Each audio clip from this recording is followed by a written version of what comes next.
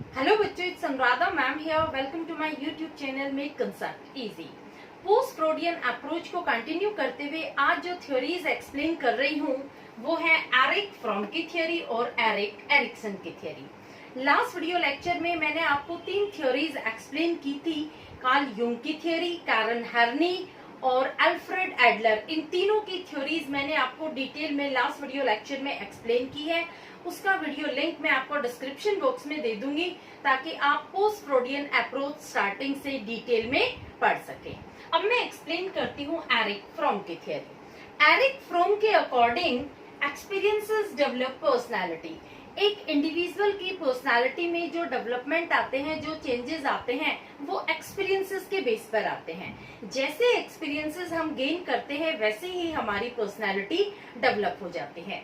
अगर एक human being positive experiences gain करता है तो उसका बिहेवियर ऑप्टिमिस्टिक हो जाता है, यानी वो हर चीज के positive point of view consider करेगा। और अगर वो नेगेटिव एक्सपीरियंसेस गेन करता है तो वो पेसिमिस्टिक बन जाता है, यानी हर चीज के नेगेटिव पॉइंट ऑफ व्यू वो कंसिडर करेगा। इन्होंने बात की है सोशल ओरिएंटेशन की। देखो, ह्यूमन बीइंग एक सोशल एनिमल है, सोसाइटी में वो रहता है, इसलिए उसे इंटरपर्सनल रिलेशंस डेवलप करने होते हैं। कैसे रिलेशन वो डेवलप करता है, कैसा उसका व्यवहार है लोगों के साथ, कैसे बर्ताव करता है, कैसी उसकी डीलिंग है। अगर एक पर्सन बहुत फ्रेंडली है, बहुत कोऑपरेटिव है, आउटगोइंग है, इसका मतलब उसकी पर्सनालिटी एक्सट्रावर्ट है।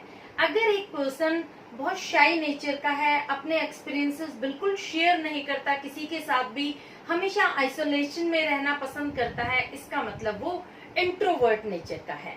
तो ये डिपेंड होता है पर्सन की पर्सनालिटी पर कि किस तरह की उसकी पर्सनालिटी है, उसके अकॉर्डिंग ही वो सोसाइटी में बिहेव करेगा। इन्होंने बात की है साइकोलॉजिकल क्वालिटीज की। देखो, हर इंडिविजुअल में साइकोलॉजिकल क्वालिटीज होती है, पोटेंशियल्स होते हैं, जिन्हें एक्सपीरियंस करने के लिए, जिन्हें रियलाइज करने के लिए उसे एक फ्रीडम चाहिए। अगर इंडिविजुअल को प्रॉपर फ्रीडम मिल जाती है तो वो प्रॉपर ग्रोथ दिखाएगा अपनी पर्सनालिटी में, अपनी पर्सनालिटी में वो प्रॉपर डेवलपमेंट दिखाएगा।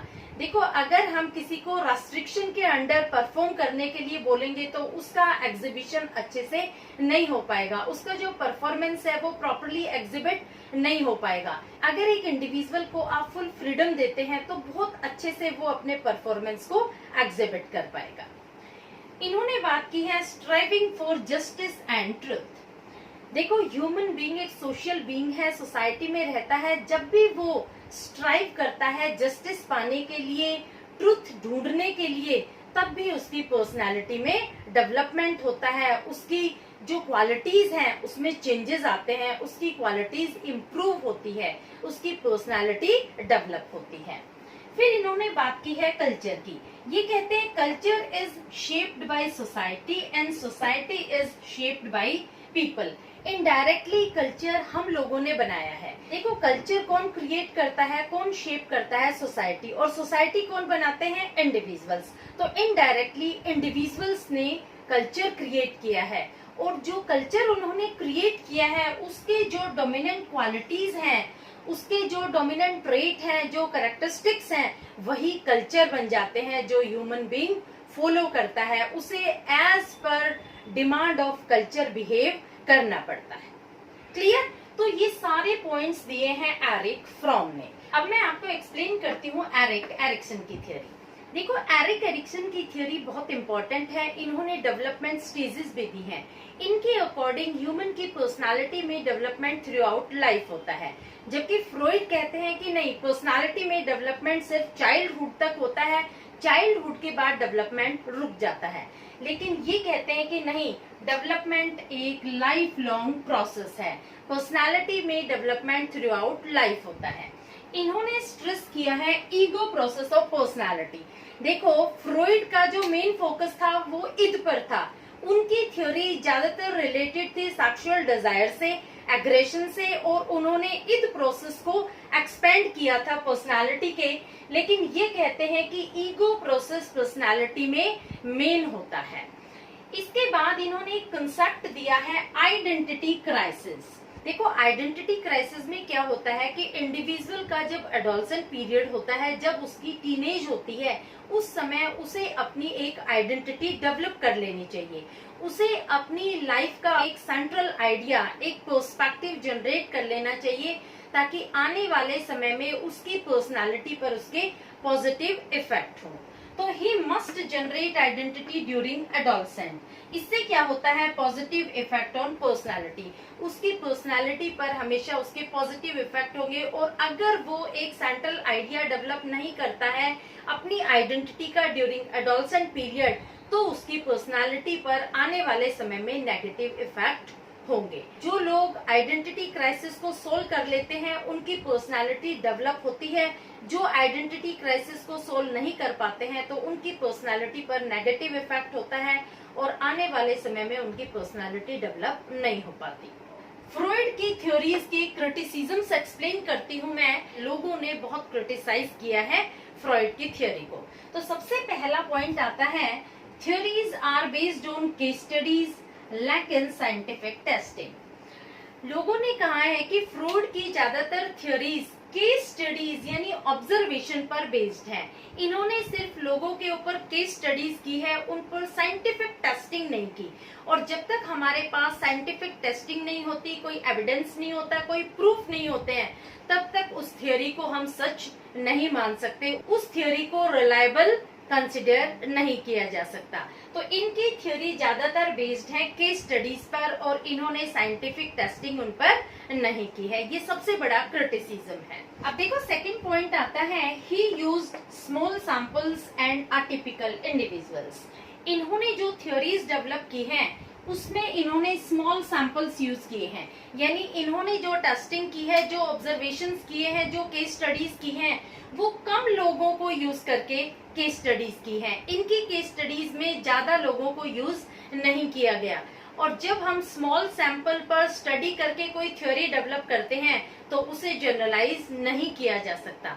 दूसरी बात, जो इन्होंने इंडिविजुअल यूज किए हैं, वो अटिपिकल हैं। अटिपिकल यानी वो लोग नॉर्मल लोगों से अलग हैं, वो नॉर्मल से हटके हैं। तो जब अटिपिकल इंडिविजुअल पर कोई थ्योरी कंडक्ट की जाती है, तो उसे जनरलाइज नहीं किया जा सकता। तो ये भी एक बहुत बड़ा क्रिटिसिज्म है।